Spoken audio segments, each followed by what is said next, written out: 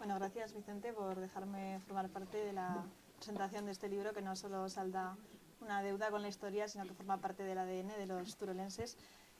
Yo conocí a Vicente con motivo de mi encuentro con Rosario Martín, una mujer que de niña, en 1937, fue fotografiada en la venta de caparrates junto a Ernest Hemingway, entonces reportero enviado aquí. Tuve la suerte de poder entrevistar a Rosario para Diario de Teruel, y eso despertó en mí el interés por aquel episodio bélico, del que todavía quedaba mucho por escribir. Vicente me apoyó desde el primer momento, contagiándome su entusiasmo por desvelar cuántas incógnitas encerraba aquella imagen. Unos meses después me hizo el regalo de ponerme en contacto de nuevo para una entrevista en Diario de Teruel con Luis Jáuregui, un carlista entonces 103 años, que lamentablemente falleció en enero de este año, y que había llegado a Teruel, tal y como nos contó, con las tropas sublevadas unos días antes del 31 de diciembre de 1937, cuando podían haber entrado en Teruel, pero se pospuso para el día siguiente, fecha en que cayó una gran nevada que pareció truncar las aspiraciones del ejército franquista por reconquistar Teruel. Aprendí mucho, algo que siempre agradeceré a Vicente. Hoy este investigador de la Guerra Civil presenta su último libro, en el que revela que la nieve y las inclemencias meteorológicas no fueron la única causa por la que los sublevados no tomaron Teruel, ni el 31 de diciembre de 1937, ni el 1 de enero de 1938. Me ha prohibido hacer spoiler, pero creo que puedo contar que la causa de este fracaso no solo fueron el frío y la nieve, sino que hubo implicación de mandos militares, pasividad, negligencia, soberbia. En la obra El caudillo y las uvas de la derrota se explica lo ocurrido. El hecho tuvo consecuencias vitales para una figura de la guerra civil, el coronel Rey d'Harcourt, que fue denostado por Franco, apresado por los republicanos y ejecutado por estos mismos. La llegada del apoyo de su bando a tiempo quizá hubiera evitado el fatal destino que tuvieron Rey d'Harcourt, el obispo Polanco y otros defensores de los últimos reductos de resistencia que fueron presos por el ejército republicano y fallecieron en Pont-de-Molins, mártires de la guerra civil. En este libro, como en otras obras suyas anteriores, confluyen las dos pasiones de Vicente, lo que siente por la meteorología y la que le empuja a investigar sobre la historia, no a través de una obra enciclopédica, sino sobre hechos y capítulos concretos. No estamos ante un libro sobre la batalla de Teruel, sino ante uno sobre un episodio determinado, pero decisivo. La derrota del bando sublevado, cuando el ejército republicano tomó completamente la ciudad de Teruel, la primera y única capital de provincia conquistada por la República. Como todas las derrotas, tiene pocos padres, pero la responsabilidad fue imputada a una persona que poco podía hacer por defenderse, pues estaba preso y luego murió. Hablamos de nuevo de Rey d'Harcourt. Libros como el de Vicente son ahora un desagravio hacia él. Durante muchos años, la historia oficial del franquismo consideró al coronel el culpable total y exclusivo de la toma de Teruel por los republicanos, pero Rey d'Harcourt antepuso la supervivencia de los ciudadanos que estaban muriendo de hambre y sed en el sitiado de Teruel a los laureles de la victoria y la resistencia. El libro de Vicente Aupí alude a investigaciones realizadas por Fernando Rivera, nieto del coronel Rey d'Harcourt, que está aquí además, que si se concretan pueden dar al traste con la imagen de algún ilustre turolense. Y bueno, hay una placa en el castillo de Peñíscola que termina diciendo: el juicio final desvelará misterios de la historia. Esperemos no tardar tanto en el caso del coronel, ya que las conclusiones pueden ser sorpresivas y demoledoras. Lo que sí queda acreditado en el libro es la contumaz persecución y odio visceral de Franco, este comandante de Teruel, que ahora a esta obra le devuelve el nombre que el franquismo intentó borrar de su historia. Bueno, muchas gracias, Nuria, por tu aportación. Es un privilegio que me haya acompañado en la presentación una persona de 24 años, apasionada de la guerra civil. María Luisa decía hace un momento que el tema de la guerra, como se ve, tiene un público.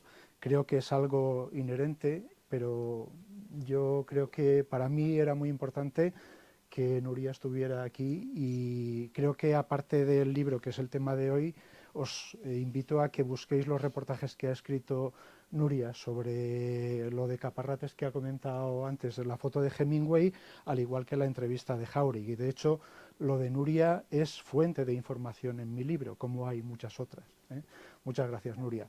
Y bueno, como es de bien nacidos ser agradecidos, yo tengo que dar las gracias a María Luisa y a Marta, que a mí me encanta venir a presentar los libros a esta librería, y es un sitio que tiene su culto en Teruel. Podemos ir a otros lugares, que los hay que siempre son, nos acogen muy bien, pero aquí siempre yo me encuentro como en casa. Y por supuesto le quiero dar las gracias a los editores, a Pablo y a José Ignacio, de los que tengo que decir que para que pudiéramos estar hoy aquí han tenido que correr más que yo como autor, ¿eh? O sea que eso que vaya por delante.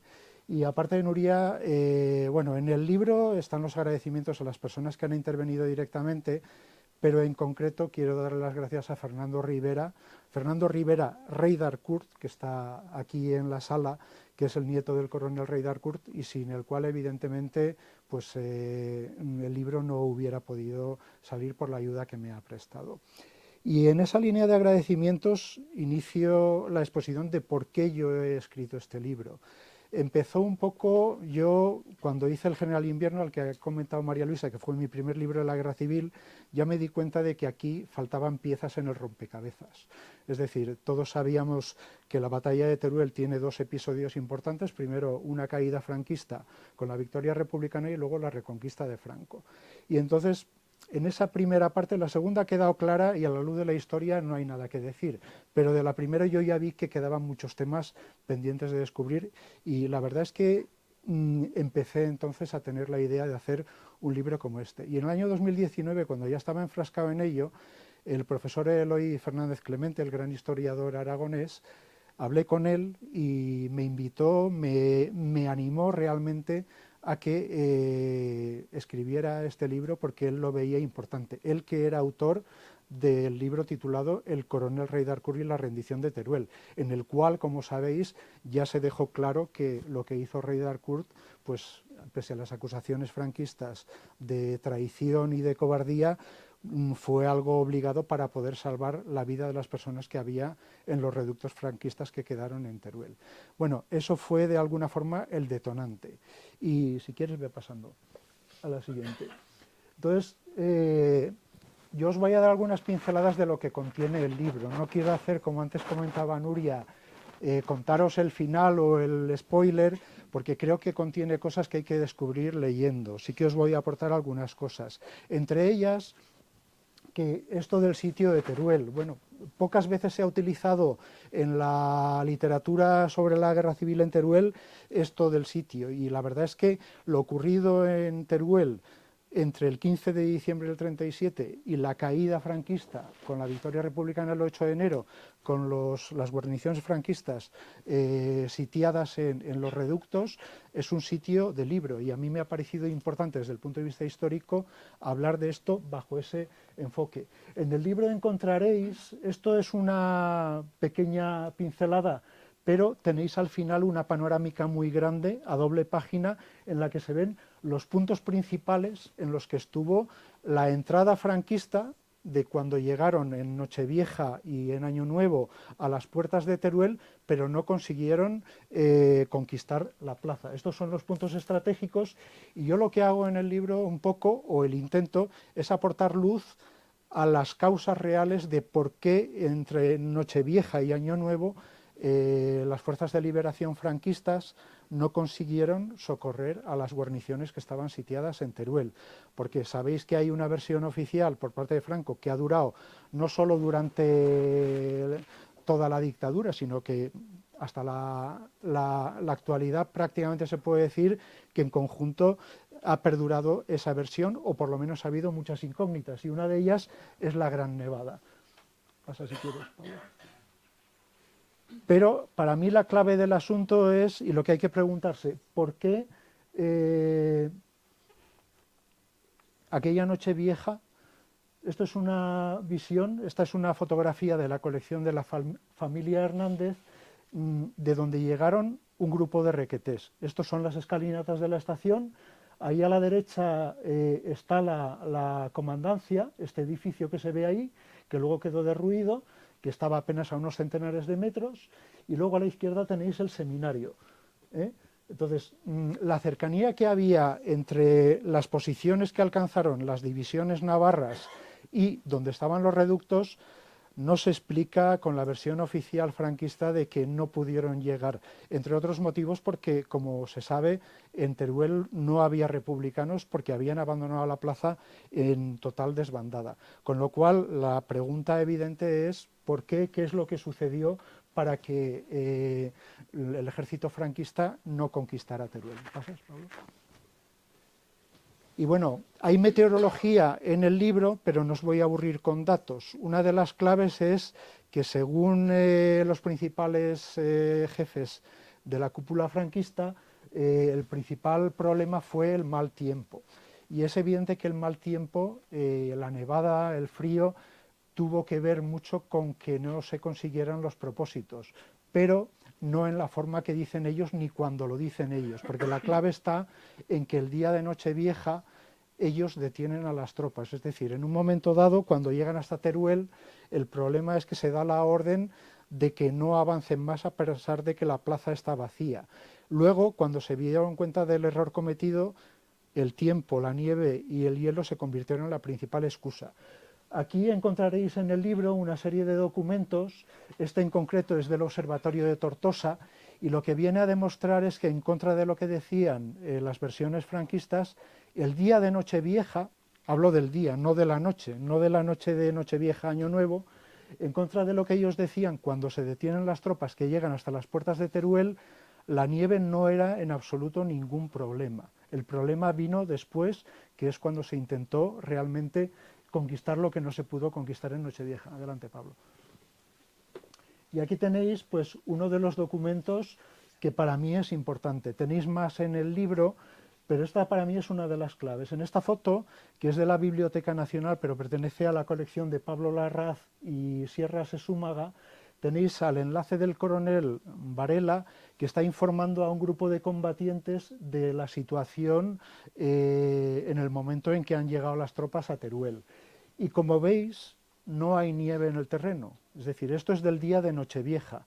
El problema es que la nevada ocurrió después de que se detuvieran las tropas, no antes, porque la idea era entrar en la plaza el día de Año Nuevo. Lo que se pretendía era una conquista triunfal de Teruel durante el día de Año Nuevo. Por eso, la tarde de Nochevieja, tanto el general Varela como Dávila consienten que se detengan las tropas y el problema es que cuando en Año Nuevo se intenta conseguir lo que no se hizo en la Nochevieja, tanto la situación meteorológica como el repliegue de los republicanos pues impiden que Franco y Varela consigan lo que se habían propuesto. Adelante, Pablo. Claves del libro, pues los testimonios no de los jefes franquistas, sino de la tropa. Este señor que comentaba antes Nuria es Luis Jáuregui. A la izquierda lo tenéis con 17 años, en plena guerra civil, y a la derecha con 103. Con 103 tuvimos un encuentro con él en Estella, en el que además de Nuria y el escritor Pablo Arraz estuve yo y estuvo Fernando Rivera, el nieto del coronel Rey Darcourt, y en este encuentro, que para mí fue fundamental porque Luis Jáuregui estaba perfectamente lúcido, pues nos contó que, pues lo que ha comentado antes Nuria, que las tropas de Requetés que llegaron hasta Teruel no les permitieron entrar en Teruel a pesar de que estaban a escasos metros de los edificios sitiados. Y eso fue algo que nunca, ellos nunca se recuperaron de ese golpe. Y luego, aparte del encuentro personal, en el libro hay extractos de las memorias de Luis Jáuregui en el que cuenta esto que os estoy diciendo. Él explica que luego, cuando ya había terminado la guerra, vino con su esposa a Teruel y una de las mujeres que estuvo en el seminario durante el sitio, durante el asedio, le preguntó que por qué no habían conseguido liberar los edificios sitiados. Y claro, él no sabía lo que contestar, porque ellos querían haber llegado hasta allí, pero no se lo permitieron los mandos. La causa real prefiero que la leáis en el libro, porque si no os estoy contando absolutamente todo. Y al igual que Luis Jáuregui, veréis que hay testimonios de muchos requetés que la clave es que sin haberse puesto de acuerdo en decir lo mismo, dan la misma versión. Y eso es mucho más importante que la versión oficial que dan los jefes franquistas y Franco luego, tanto en la guerra como después de la guerra. Adelante, Pablo.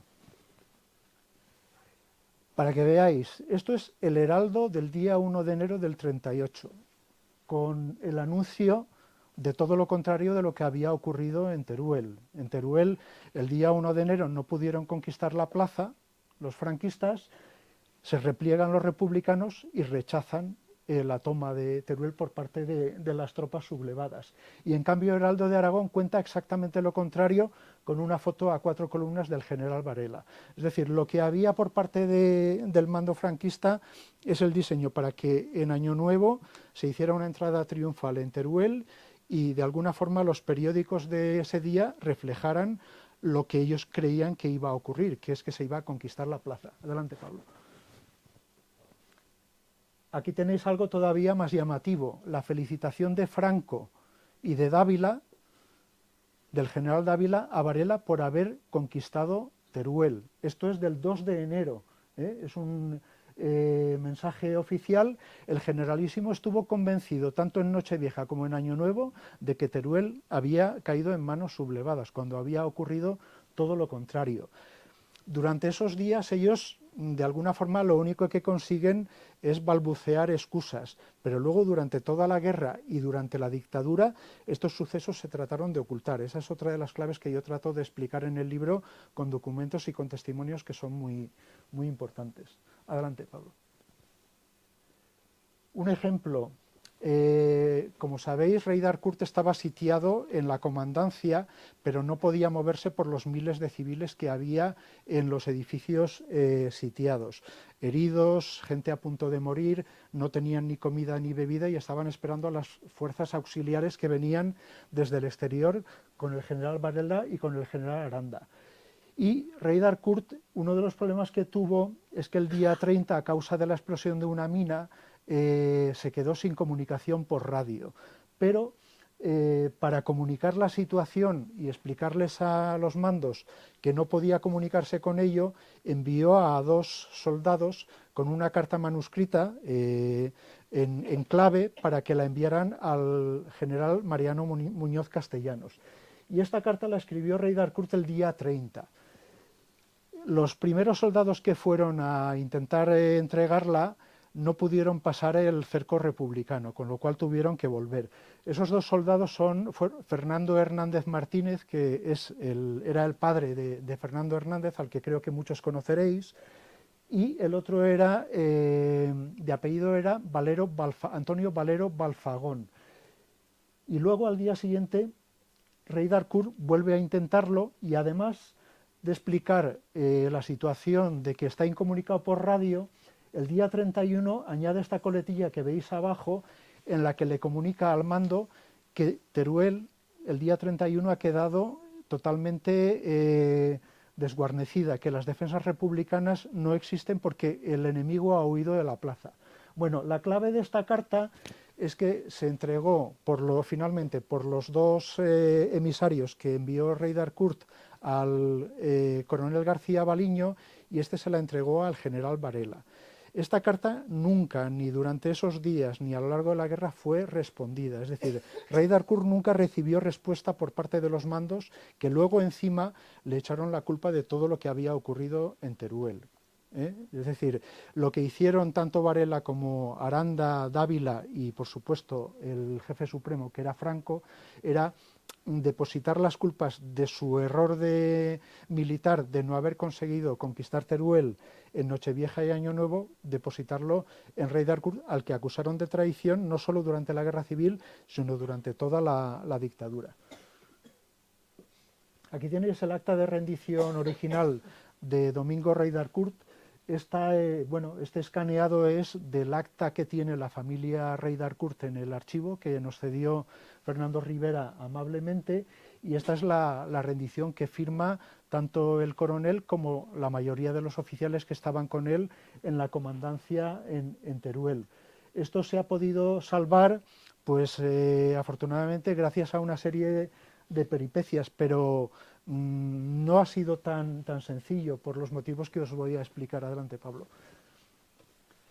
Aquí tenéis a Domingo Rey Harcourt, el gobernador militar de Teruel, Y este señor de la derecha, Joaquín d'Harcourt, era el jefe de cirugía republicano que combatía en el bando opuesto y que estaba también en la batalla de Teruel, y era primo de Rey d'Harcourt.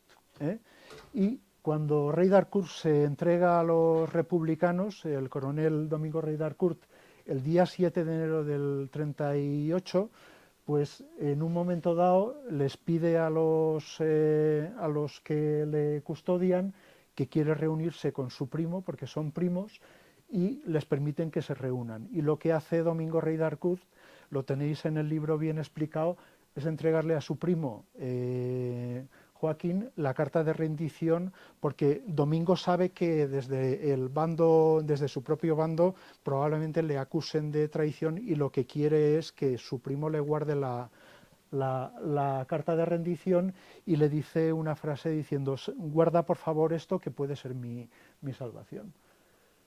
Bueno, acerca de esto hay un capítulo que titulo La victoria republicana en el otro Stalingrado.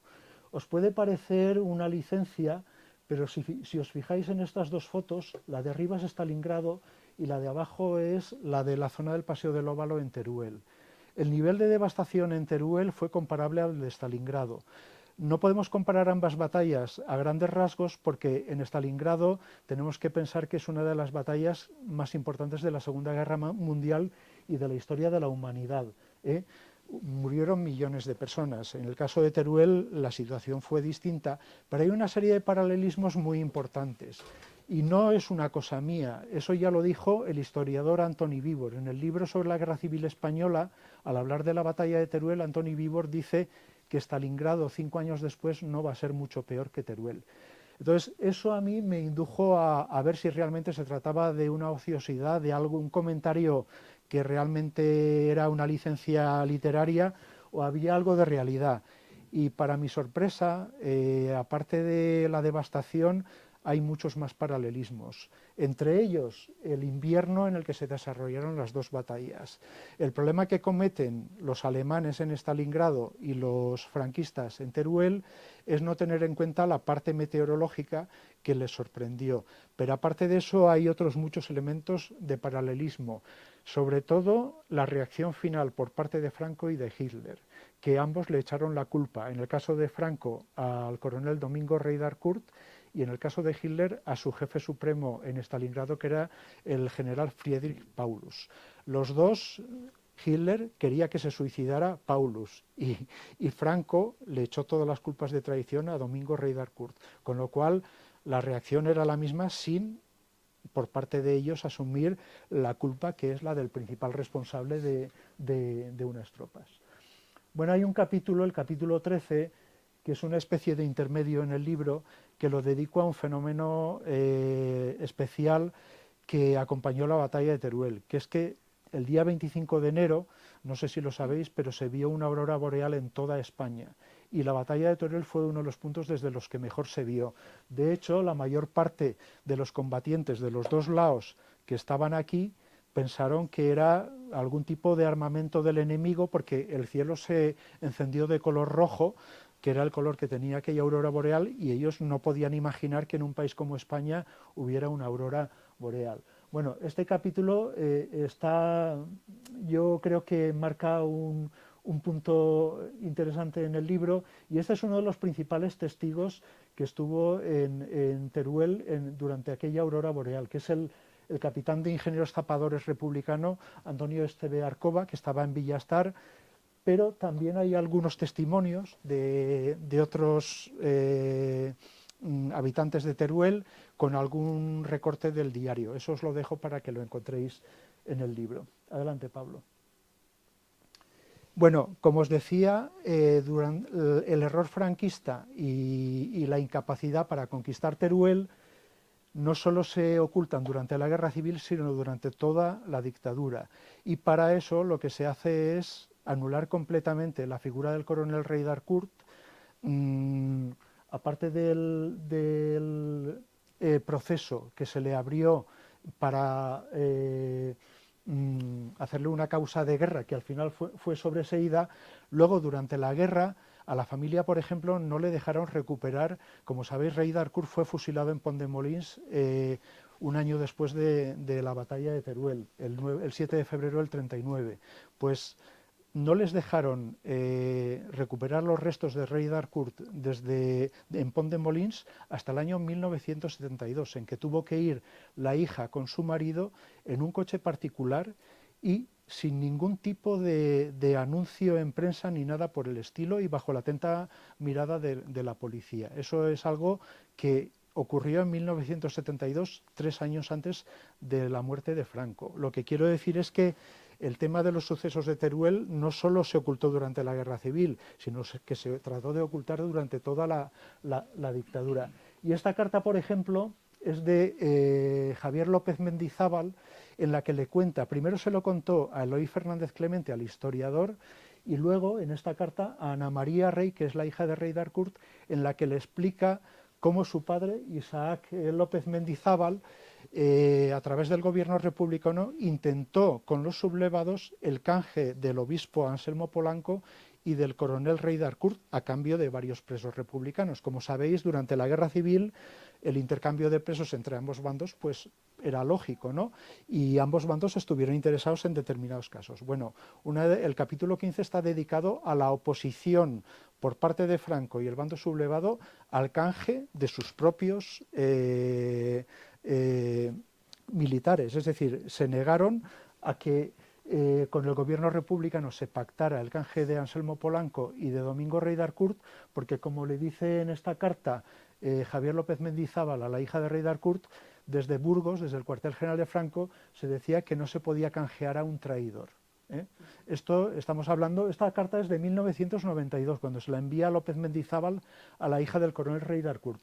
Lo que quiero decir es que durante toda la dictadura, los sucesos de Teruel, a Franco le dolió mucho todo lo de Teruel.